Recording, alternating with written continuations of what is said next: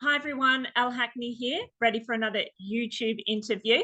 But today I'm ready with my vitamin water and my sweatbands because I'm talking to the amazing Sean Avery, who I think is a literary athlete.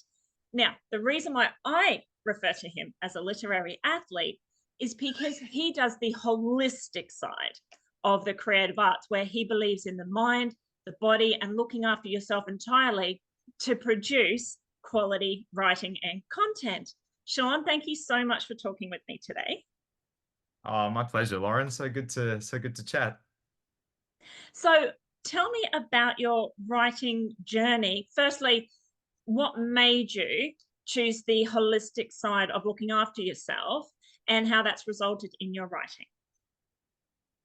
So it kind of came from a lot of well, having limited time to begin with. So working as a school teacher, you'd have the week and then you'd be kind of really tired when the weekend came, and I would often go to the pub with my friends on a Friday night, maybe have one too many beers, wake up the next day foggy headed, spend this sort of day recovering, and kind of that I found that trap of just having these days that disappeared into Netflix and all that.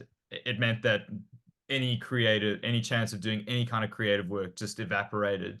So I realized pretty quickly that if I wanted to make books, if I wanted to be the best artist that I could be, I would have to start taking care of myself more seriously. So that's sort of when I got into the whole health and fitness thing, and it definitely improved my ability to produce, and just the quality of the work improved as well. And obviously, you take care of your body, your mind's in good shape, and yeah, you're able to do a lot more as well. I found I was able to do more than I ever thought I ever could. So yeah, it's just what I do now. It's like look after myself first, and the work will take care of itself.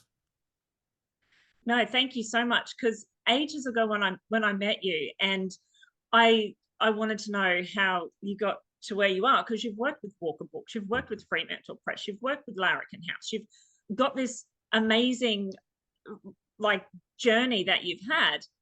I wanted to Mhm. know how you got there. And when you told me this, I actually started practicing that. I started thinking, well, no, I need to tackle this every day. And I need to not necessarily write every day, but work on the Mm. creative side, plotting and thinking of character development. And you are right. Like, what you gave me was pretty much an advantage that I didn't know existed, because getting a good night's sleep, feeding my mind, making sure I look after myself, you're right. Like that's impacted me. And this is why I was excited to talk to you today and share that with other authors, because how many other authors do you, or illustrators do you come across who practice that? They might. I think maybe quite a few of them, but they might not talk about it so much. For example, Gavin on Tang, he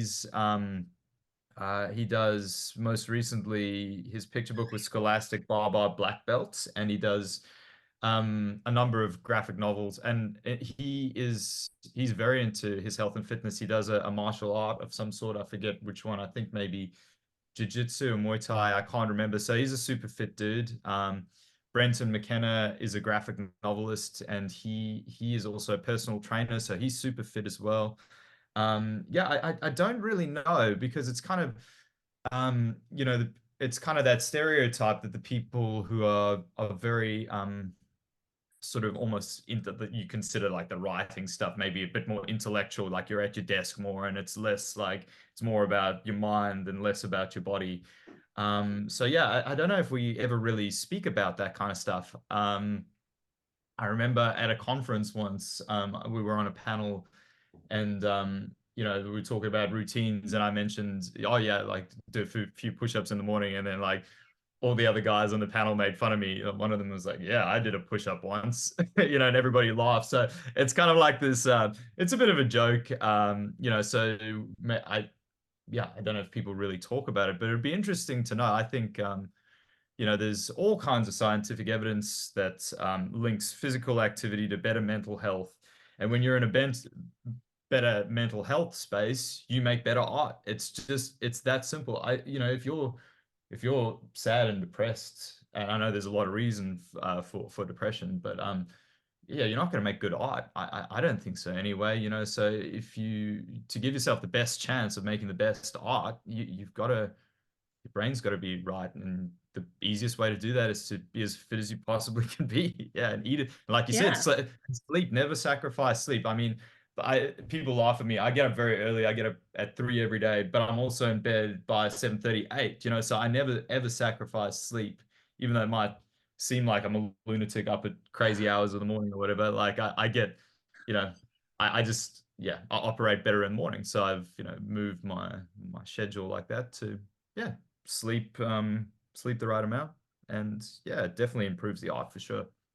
Yeah, I think that is so inspiring because as an author who likes to know how people have gotten to where they've gotten and what they practice as their rituals every day. As soon as you sort of mentioned, oh no, I look after the whole package. I'm like, right, it's what I have to do. Got me some sweatbands and I'm ready. So, like I also love your publishing journey as well because your first book was a hit. Yeah, yeah, it did super well. I mean, it was really popular when it first came out, but then it sort of got this extra boost of life because in here in Western Australia, the State Library picked it up for a program that they run called Better Beginnings, where the State Library sends these sort of book packs out to kindy kids around the state to encourage, a love of reading and reading with your parents and all that. So this little book was distributed to every kindy kid in the state from like 2016 to I think 2021. So it was like 5 years of, every year it was like 13,000 books and another 13,000, another 13,000, and it went out every year, and so it's a very unusual thing. So you come to Western Australia, and this book I'm talking about, it's called All Monkeys Love Bananas. Everybody knows it here. You go to any other state, no one knows what it is. It's a very kind of Western Australian exclusive sort of bestseller in a weird, and it's a very strange thing, but it was really, really good. It was very good for my career, and yeah, just having because yeah, I didn't do very well with my that first book. It was kind of a fluke getting through. So my next few books and ideas didn't do so well. So having this little book carry on for so long, I think of it as having kept my career on life support while I got my act together, right? While I like developed the style and found what really worked for me. So yeah, thank God for that little book. So you went from having a hit straight away from what I believe to be 10 years with no contracts. Is this right? Well, something like that. Well, I did get a contract 2 years after this particular book, and then that was my second book, and my second book sold so badly that they actually pulped the majority of it. It went to landfill and got squashed, right? Because they wanted the warehouse space. And then, I think it was about 6 years before I got another contract, and then that book did not sell very well either. And then after that, it was like another 2 years, and then Frank's Red Hat came out, and then that went gangbusters and did Yeah. really well. So yeah, it was kind of it might as well have been 10 years of radio silence because it was just like this. Yeah, it was pretty disheartening, but yeah, you just know you just don't give up on things that you care about, right? 100%, like 100%. Because now, after all that, can I ask those two books? So the first one, you got a contract, and hearing the books getting pulped, oh my word, like that must have broken your heart. And then the next contract, were they with the same publisher or different publishers? So no, we had Fremantle Press who did my first book, and then they did my second book, and then we had Larrikin that did my third book, and they it was just I'm still really proud of that little book that I did with Larrikin. It just didn't um it was very unusual. Like the art style was very subversive and just a bit odd. And I think potentially the book was a little long too. In hindsight, I still I'm still super proud of it. And I think if I had it to do again, I would definitely strip back the words, make the characters more endearing, and I could have made it work. Same with my second book. My second book, the story was great. Like I look at it now, and all I think is, man, I just wish I could have it again so I could draw the pictures again because I would absolutely nail it now. I know I would. So it's just, yeah, just part of the journey. And yeah, it's okay. I mean, I kind of it's one of those things, where at the time it's devastating, but in hindsight, it's a fun story that I tell. It's one of those things that I hope gives people a little bit of faith. People who are just starting out that it doesn't matter. Like you can have a bunch of failures. No one cares. No one remembers. You think it's the end of the world, but no one is watching you the way you're watching yourself. No one, you can have a bunch of abysmal books and it doesn't affect your latest one at all. It's not like your career's ended and that's it, you're done. You can always come back. So I'm actually pretty proud of those books regardless. I think you're probably the first author actually to say that to me, that once it's published, it's on the shelves and it's out there, it's ready to go. You're probably the first person to sort of say, you know what, could have worked on that a bit more, because so many people are adamant that nope, this is it and that's it. I think, wow. So do you ever go back and read your first drafts of your books? Yeah, I mean, I just look at it because the lens you look at things through changes every year. I mean, I think of picture books as like and this is not my original thought. I believe it's who was it? Maybe John Klassen who said this. It's like a picture book is a snapshot of who you were at that time. There's a little time Oh, capsule, right? Yeah, so you look at it and you kind of remember who you were then and what you were doing and what you were thinking. It's a very, the same way that you smell something and it brings you back to that time, or you hear a song and like all of a sudden you're like back in high school. It's weird. Picture books do that to you. So yeah, it's yeah, it's an interesting reflection, that's for sure. Yeah, and it's always a good kind of intellectual sort of exercise, I think, just for fun, imagining what it would be now. But yeah, I don't take it any more seriously than that. I'm very much focused on what's new and not what's behind me. yeah, that's a great way to think, because sometimes I go back to a book that's been rejected and I'll read it going, that was the best I could get it. But then I always save the first draft of what that idea of that book was and thinking, no, no, no, all that rejection's worth it because it's going to make it better. Because I always look back at that first attempt going, oh yeah, girl, that needs work. Um, Now you illustrate and write. You're like the Hmm. unicorn. So do you Ah. no, well, that's amazing that you do both. Yeah, a lot of people do, but yeah, it's a bit tricky. But at first, when you're trying to like, you've usually got sort of skill in one area or another, so it's hard to. Yeah, like I feel like my ability to tell stories was always kind of up here. That was my natural gift, and then my illustration was sort of down here. And that's like this mission to drag this up to meet that. So Yeah. that's usually the battle we have. It's like trying to, yeah, get one get one skill to meet the other. You always can. It doesn't matter what. It's not.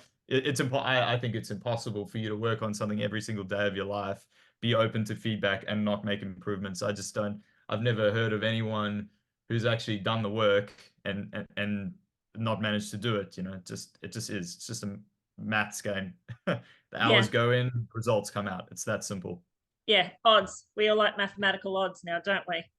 Hmm. So with being both, so illustrator and writer, you have an Hmm. insight to both types of like both sections of the publishing world, that writers only and illustrators only. You kind of know it all from where to go. So is there any advice to writers that you can give people from an illustrator's perspective, and vice versa? Anything you can give illustrators from a writer's perspective? Because you've done both. Like I have no idea what it's like to be an illustrator. I would love to know. I think, you know, I always tell people that they should probably just learn how to draw if they write. It's not, and people with, you know, because drawing seems like such a, I don't know, there's a lot of mystique around it, but there really is, it's a cumulative skill. It's because I think, you become a lot more maybe marketable if you've got a number of skills in publishing. Uh, but in terms of like what advice I would give to writers about how to think about illustrators, writers um, have sometimes a very strong idea of what these pictures should look like. And it's, I imagine, quite hard for some of them to forgo some of that vision because as soon as it goes into the hands of traditional publishers, it's not your vision anymore, it's a shared vision, right? So um, yeah, it's hard to know. I would suggest just like picking your illustrators. That's a really important thing that I don't think a lot of writers feel like they have the right to say. You know, when they submit a manuscript, I think it's probably a good idea to pitch a few illustrators who you would imagine working on that manuscript, you know. So you create almost like a mood board, right? So you've like, this is sort of the vibe I would like to see, the kind of drawings, you know, whether it's like quite stark or if you want it to be really bright and cartoonish, whatever. And I would suggest doing that so that you know you're all on the same page. I know a lot of writers don't do that, so I think that that would be a good way to go. Because you never know, like just like pick your top five illustrators, right? It's like, can you approach these people? And people, I think often writers feel like they don't have, especially first time writers, don't have the right to ask for that. But I think that it's a really important thing to request. You know, it's because I mean, imagine that. Imagine you say, "Oh, I want you know, I want Jim Field to well, actually, who's a good Aussie illustrator, maybe like Andy Joyner. You know, I'd love him to illustrate." And then you never know that he might just be at a loose end. So it's always good to ask. And for illustrators, well, illustrators, I think, should just learn how to write because, again, because it's like you're telling stories anyway. If you're a good illustrator, you know how to tell stories. You're just telling it in a visual way. Yeah, work on your writing craft. But yeah, also, I think it'd be really, and I know publishers often don't. They like to keep everybody separate. They're like, okay, there's editorial, there's design, there's illustration, yes, writing. I think you get the most out of a relationship if you can have some kind of contact with your writer. You know, I think if you can somehow touch base with each other, yeah, I don't know, but it all depends on the you know, the politics of the publisher and everything. But I think the best results come from that back and forth. You know, you look at the way Andy Griffiths and Terry Denton work, you know, they're like peas in a pod. I know that, you know, Matty Cosgrove and his wife Eva, they back and forth. I know Matt illustrates and Eva, you know, those what's his series called? Worst Week Ever, right? So those are wildly popular all over the world, and that's a beautiful back and forth between those two. Yeah, I know my good friend Tracy Dembo and Lucinda Gifford, they had a lot of back and forth on her book. This book is a time machine, and that was really great. They got a lot out of that because they got to talk to each other. So yeah, being able to talk to your writer, I think, is really important. Sorry, that was That, a very yeah. long-winded answer to a very simple question, but yeah. No, that's good because um one of my recent interviews with Jess Galatola, she kind of said the same thing. You don't know what you're allowed to do. So when you Mm, are submitting, like new writers out there, and this is exactly why I started this channel with amazing people like yourself who are willing to be so open, is because you go onto that submission page, you look at okay, this has to be double space, this has to be either Times New Roman, this has to be blah, blah, blah. You want to perfect what they want so badly. You don't think you're allowed to go outside the square and go, hey, wouldn't it be great if this was a double spread here where this could be this kind of illustration? Or boom, boom, boom illustrators, this would really make this pop. Or like, I know so many people who want to just go 0 to 100 and let all those creative juices flow. But we know if you don't originally hit those basics, you're scared to go outside the box. I know sometimes that's definitely how I feel, but how a lot of people I talk to feel. Do you feel that that's part of it? Yeah, it's interesting, the submission criterias. I think they those sort of guidelines are maybe just for people who have absolutely zero clue. But at the end of the day, if you get 100 submissions and they're all formatted the same way, it's like, how do you stand out from the crowd? And this is, they don't talk about this, but like they want people to stand out desperately. I mean, every single, yeah, they desperately Parrot do. fingers. You gotta have a point of difference, and publishers, yeah, they like to be surprised. I've never met a single like publisher or editor or whatever that doesn't like to open something and go, ooh, like, well, what is this? As long as it's good work is good work, and when you've got good work. I think it's, yeah, I mean, all of my, like, with Walker and Friendly Bee and Friends, which was a graphic novel, that was submitted as part of Walker Wednesday, which was this, everybody chuck in. This is the big slush pile. We're all going to read it. They weren't asking for graphic novels, but I submitted one anyway, with a bunch of drawings, like the whole thing illustrated.